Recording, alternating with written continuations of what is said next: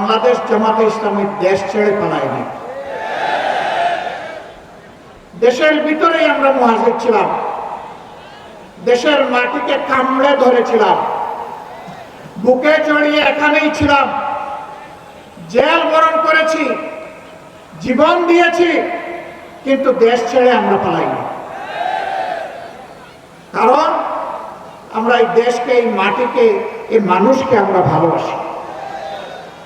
আমরা ভালোবাসার ঠিকানা ত্যাগ করতে পারি না।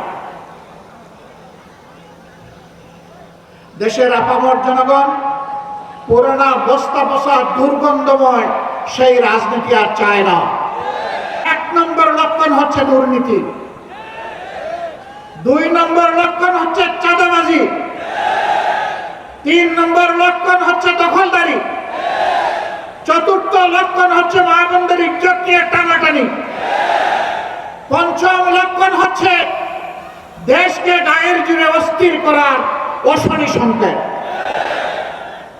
সকল লক্ষণ আজকে বিদ্যমান। ২৪-এর গণ আন্দোলনে ছাত্র, তরুণ, যুবক যুবতীরা নেতৃত্ব দিয়েছে। আমরা বরাবর তাদেরকে অভিনন্দন জানিয়েছি, আজও অভিনন্দন জানাই। তাদের নেতৃত্বে বাংলাদেশে শিশু থেকে বৃদ্ধ, নারী থেকে পুরুষ, সকল শ্রেণী পেশার মানুষ জীবন বাজি রেখে খোলা গুলি এবং আগুনের মুখে তারা লড়াই করেছিল এবং তারা বলেছিল যে আমরা কোনো স্বৈর শাসকের সামনে আর মাথা নত করব না। তারা বলেছিল আমরা একটা নতুন বাংলাদেশ চাই। তারা বলেছিল আমরা একটি দুর্নীতি দুঃশাসন মুক্ত মানবিক বাংলাদেশ চাই। আমাদের ছাত্র যুব সমাজের আকাঙ্ক্ষা ছিল আমরা একটা উন্নত শিক্ষা ব্যবস্থা চাই। শিক্ষা শেষে আমরা আমাদের হাতে কাজ চাই। এই কাজের মাধ্যমে আমরা দেশ গড়তে চাই।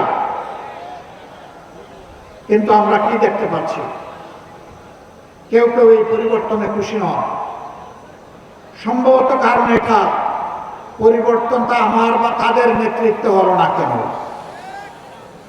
নেতৃত্ব তো ভাই আমরা দিয়েছি। স্বৈরাচারের বিরুদ্ধে 15.5 বছর আমরা আন্দোলন করেছি, আমরা জীবন দিয়েছি, আমরা মামলা গলায় নিয়ে জেলে ঢুকেছি, ঘর বাড়ি ছেড়ে এখানে সেখানে আমরা পালিয়ে বেরিয়েছি। অবশ্য